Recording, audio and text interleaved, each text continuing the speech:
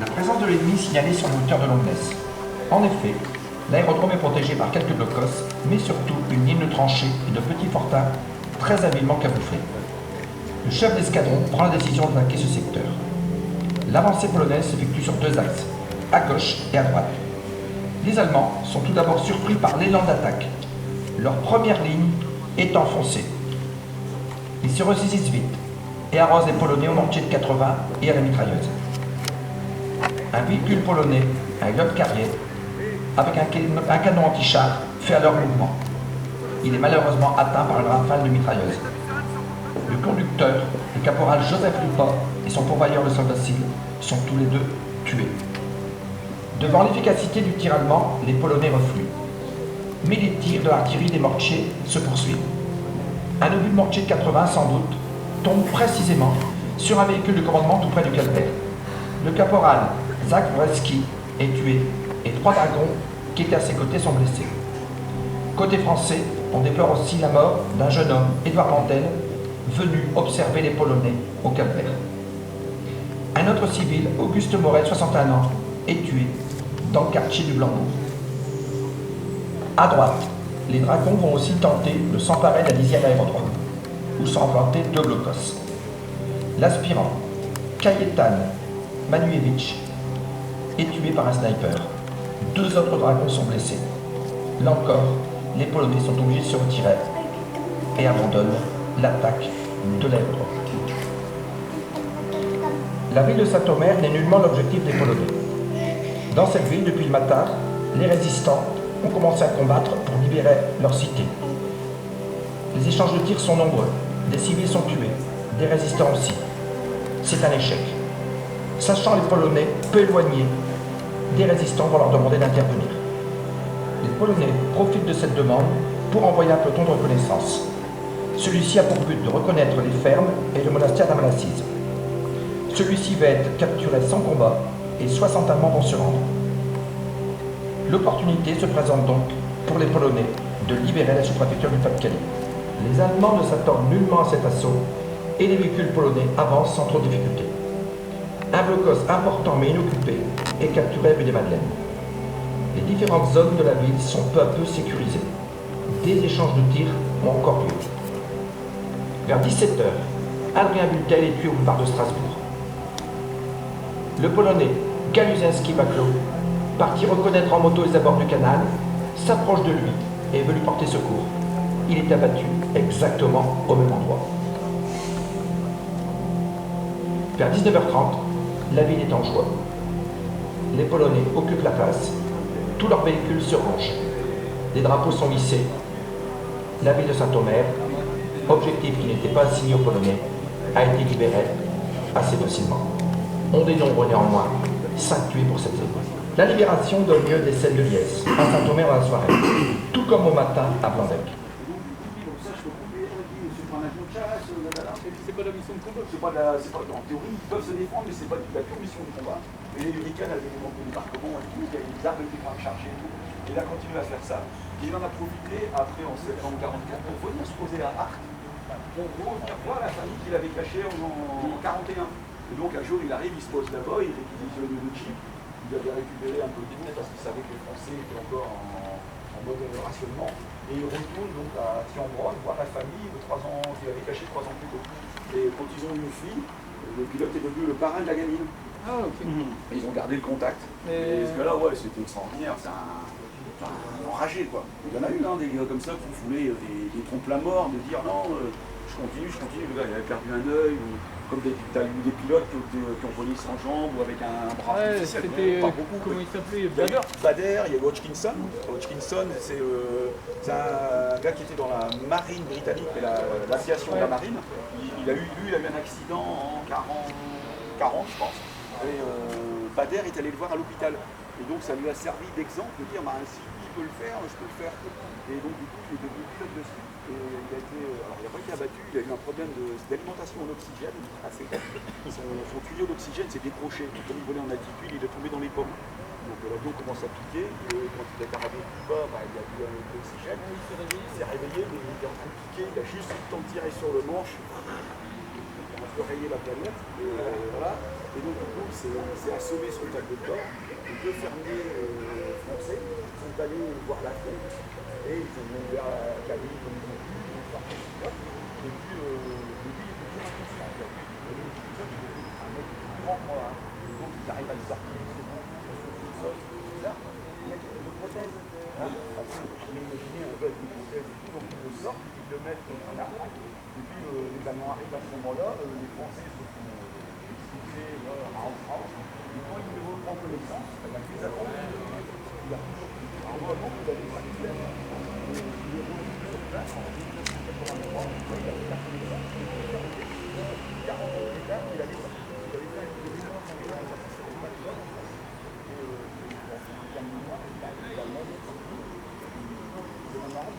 avait été républicain à l'époque, alors qu'en fait, il avait raconté.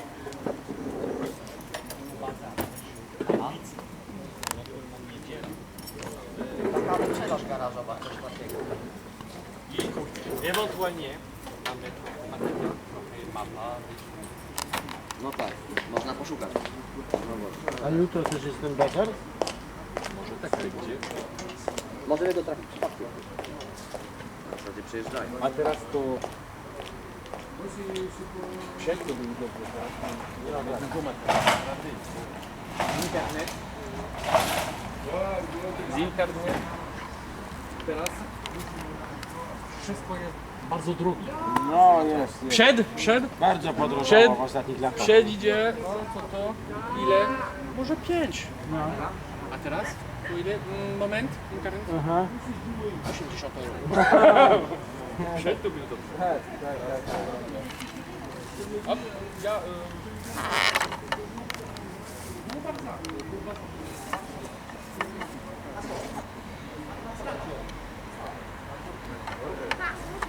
To był dobry. Tak często można było trafić, ktoś sprzedawał, nie miał pojęcia, co sprzedaje, można było za pieniądze. Tak, teraz? Nie, na pole można próbować, ale ci już są bardziej zaznajomymi i lepiej wiedzą, co sprzedają na pole.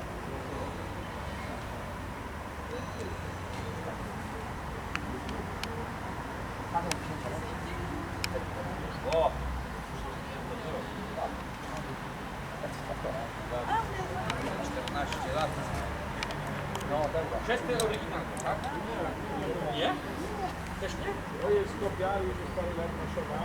Tam ma 18 lat już kopia, i zaczyna wyglądać do oryginału, zaczyna to wyglądać to jest oryginał, to jest oryginał, to jest oryginał,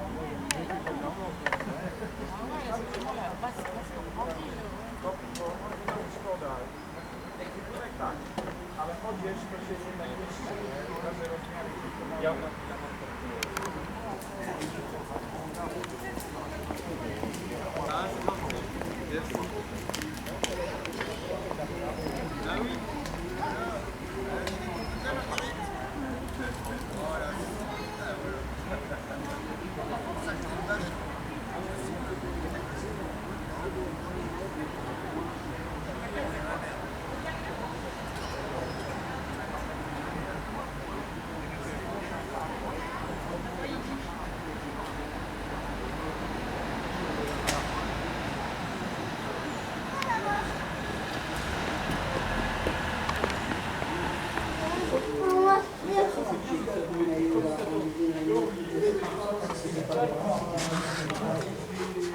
C'est littéralement sur la valeur qui est tecnique, comme ça,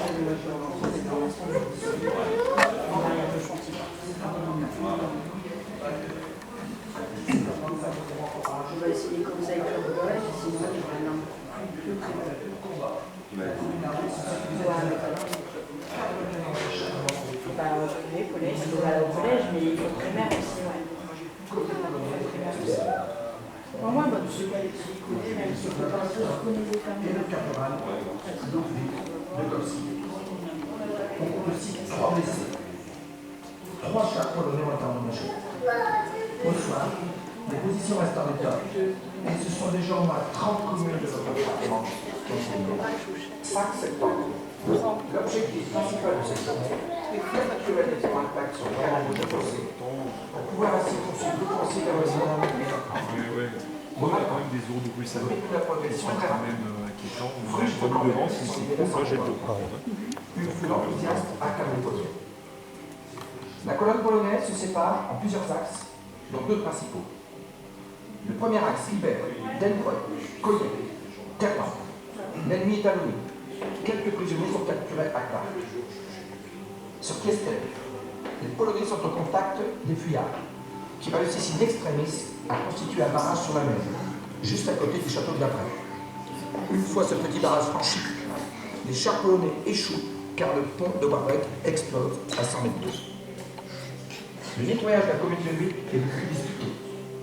4 soldats sont tués par le feu des snipers, un autre mourra accidentellement.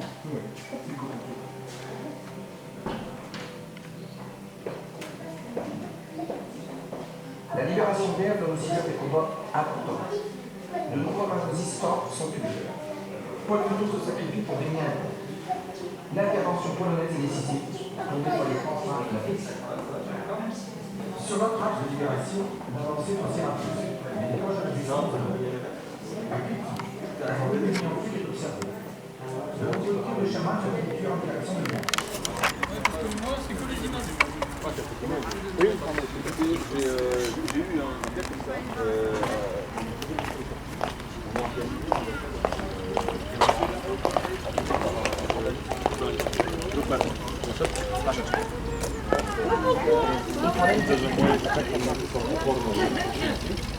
Ale jak wjeżdża,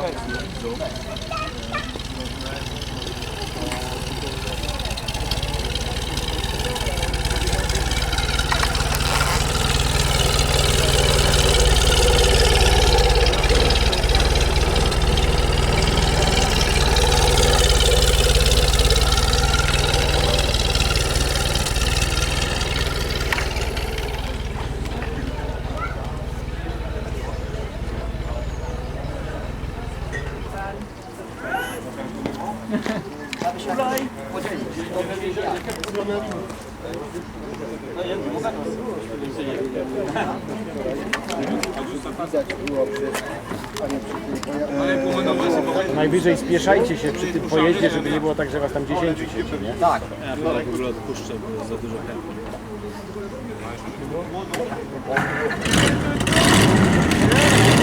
Dobra, to ja wracam do tego.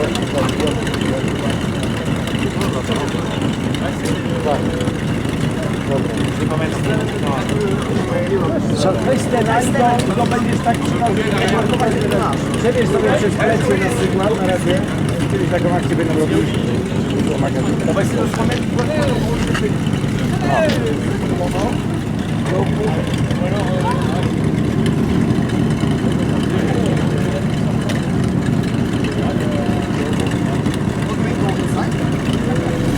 Dawajcie. Ile? 4? 4. Patrz jak do wozu. Miłosz też. Która pasowna?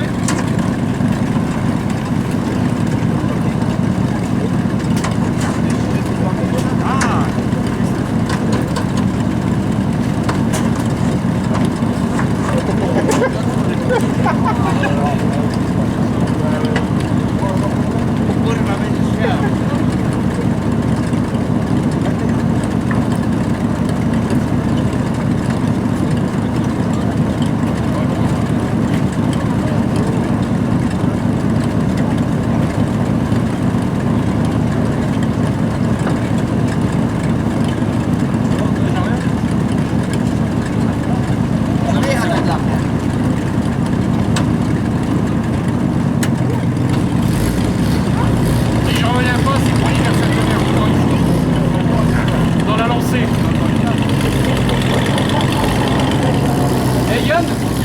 temps pour faire contrôle de tracteur, moi, c'est comme ça.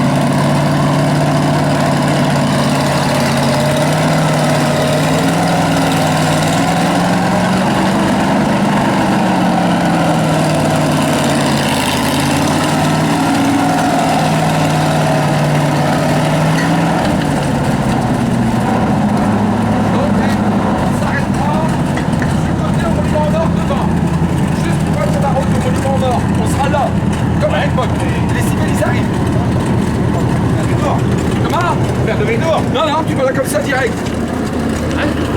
Regarde. Hé.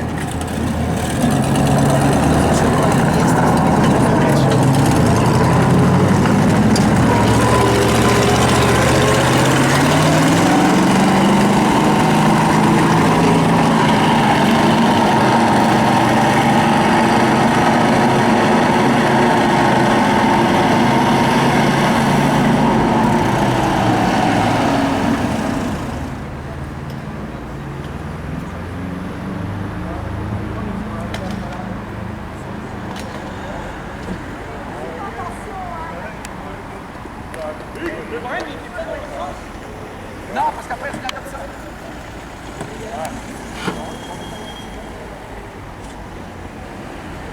Ah, ça compte mal la place. Bonne journée. Toi, sur les photos, j'étais comme ça. D'accord.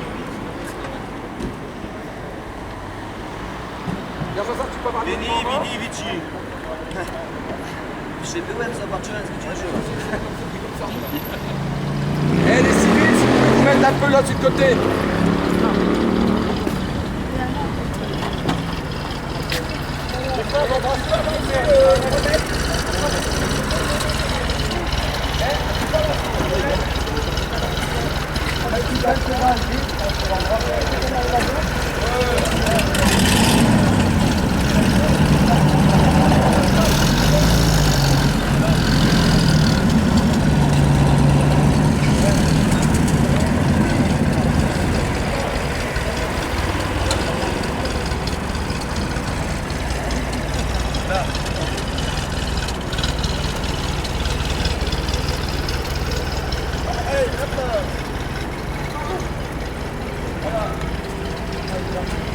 Attends, je gagne notre jeep, à la limite. Et si gagne notre jeep, on va regagner encore. 2 mètres. Ouais, 3 mètres.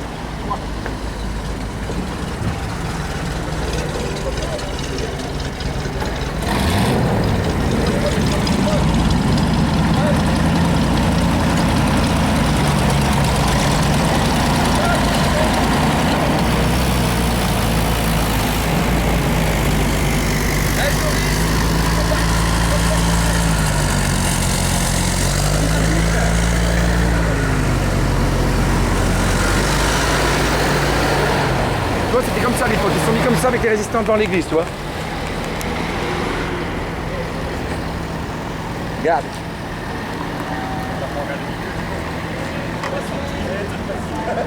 Voilà.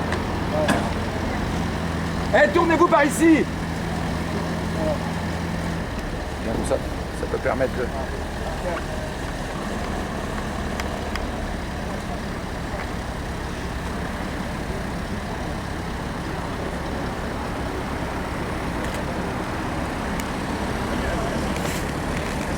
Voilà.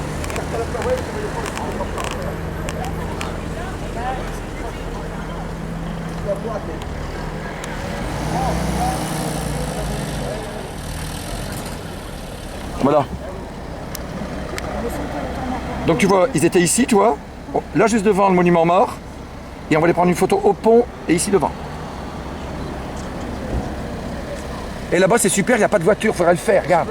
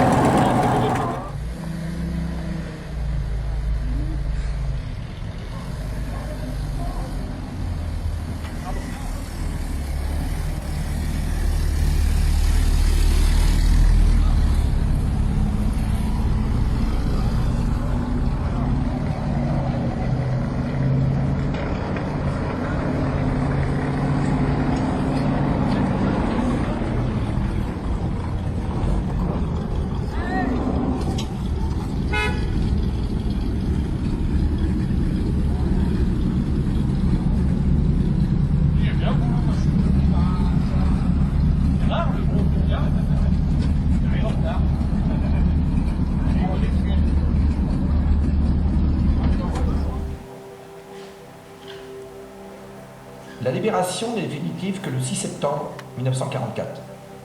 Ce jour-là, le canal est définitivement franchi avec un pont construit à Blaringen. Des communes sont enfin libérées en totalité.